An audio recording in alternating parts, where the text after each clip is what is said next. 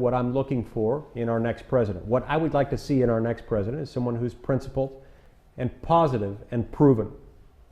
Someone who knows what the purpose of the federal government is, knows what the federal government's authorities are and where those limits lie.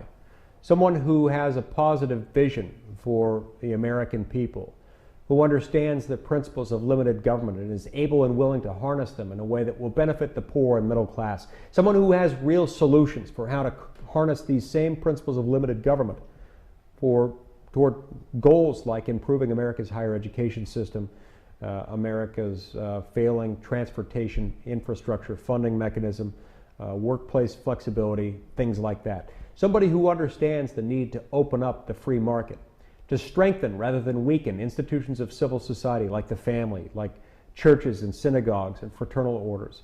Someone who understands and appreciates the need to strengthen rather than weaken free markets. Someone who understands that free markets and institutions of civil society have done more to bring more people out of poverty and to strengthen and build the middle class than any government program ever could hope to do. I'm looking for someone who is willing to explain not just what they're against, that's always important, but also to explain what they're for.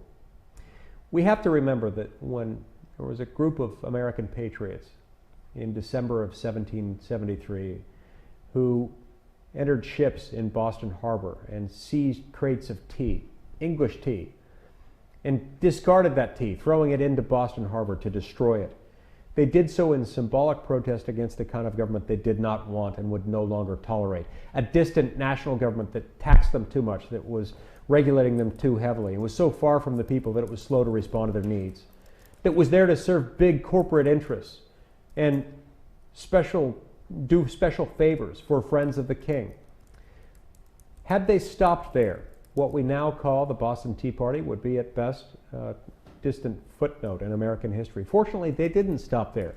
Fortunately for all of us, they went on from there, and far from just protesting against the kind of government they did not want and would no longer tolerate, they declared, they fought for, and eventually won our independence.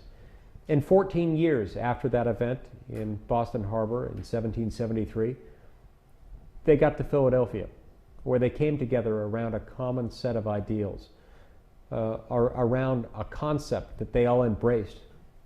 They embodied in this document that they put together in Philadelphia in 1787, a list of principles that they supported in government.